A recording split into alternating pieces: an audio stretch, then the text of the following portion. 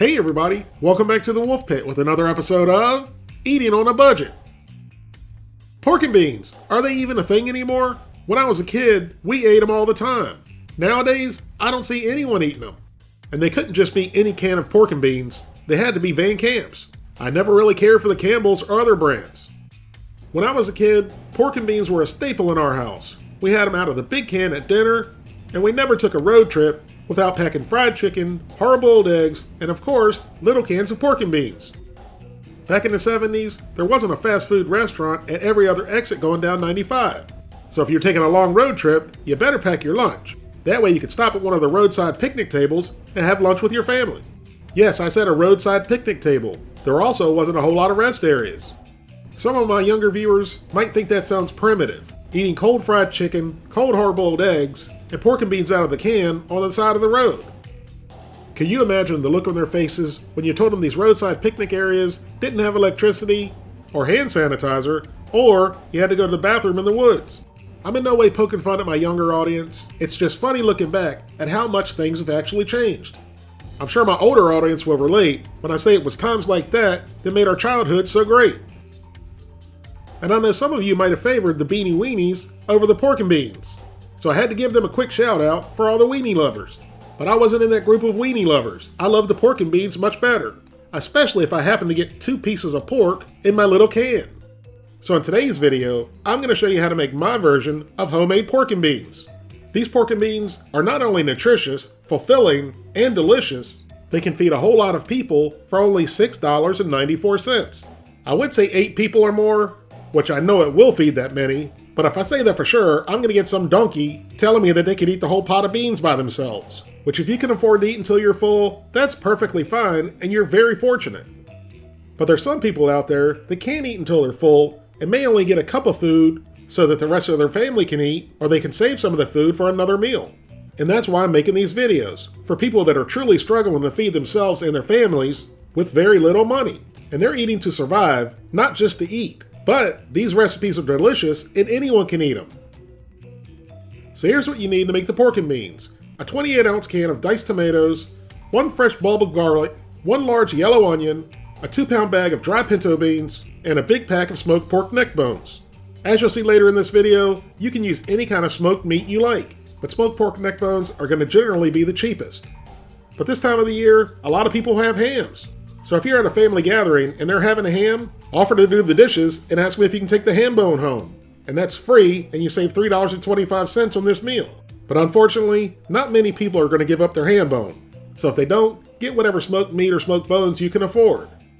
Just not one of these. You'll have your dog doing the backstroke in your pot, and they're not fit for human consumption.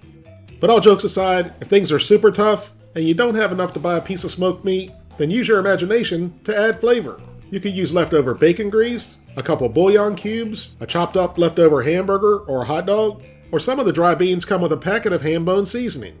Besides love, sometimes your imagination can be the best ingredient you put in your dish.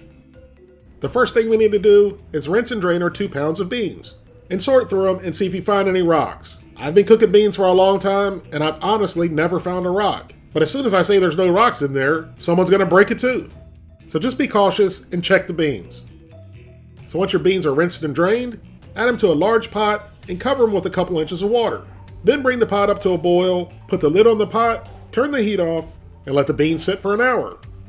That's the quick soak method. You can also do the overnight soak by just covering the beans with about 2 inches of cold water and just let the beans soak and rehydrate overnight. Both methods work exactly the same, just one takes a whole lot longer than the other. After the quick soak method, our beans are ready.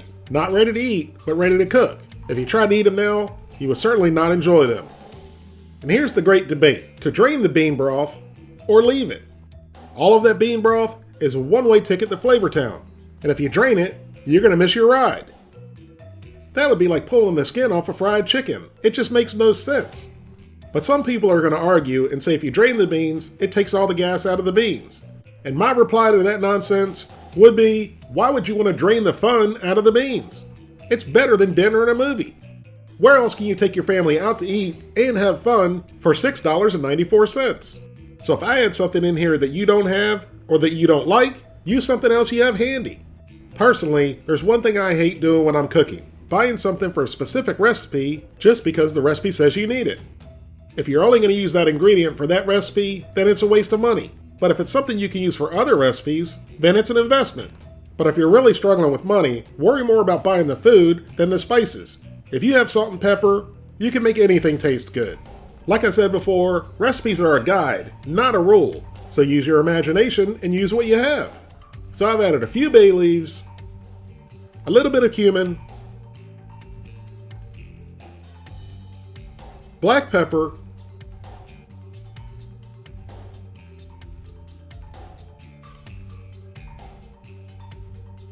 a little bit of chili powder,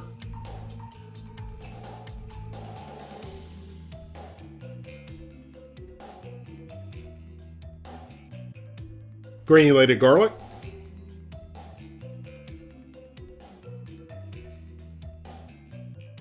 our canned diced tomatoes,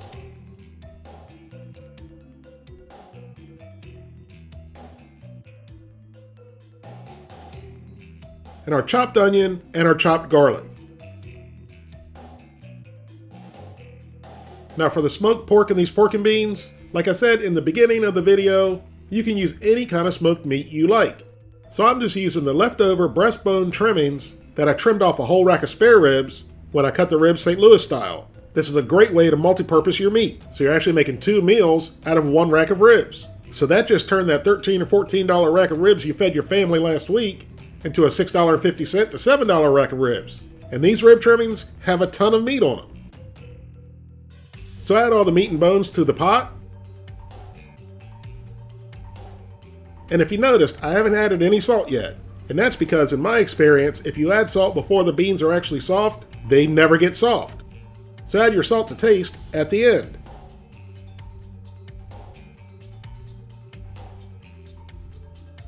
Once the meat's been added, add a little bit more water to cover everything up. And then give it a real good mix. And then bring it up to a boil, cover, reduce the heat to medium-low, and then let it cook slowly for a couple hours, making sure you stir it about every 30 minutes or so. And if it looks like the water is getting low, add a little bit more. While our pork and beans are simmering away, head on over and follow me on Instagram if you want to see foods I cook and eat and other random things that I do that I don't record, and you might even get a sneak peek at an upcoming video. Now after 2 hours, all the meat is falling off the bone and our pork and beans are almost ready. So remove all the bones and the meat, and then pull all the meat off the bones and discard the bones and any excess fat if you like. Now look at all the meat that came off the rib trimmings. I've never opened up a can of pork and beans with that much pork in there. Now add all the boneless meat back into the beans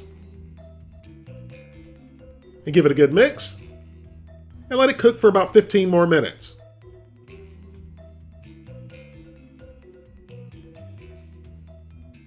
And there you have it. Hearty, nutritious, delicious, homemade pork and beans that'll feed your whole family or a crowd of people for only $6.94 if you buy all the ingredients.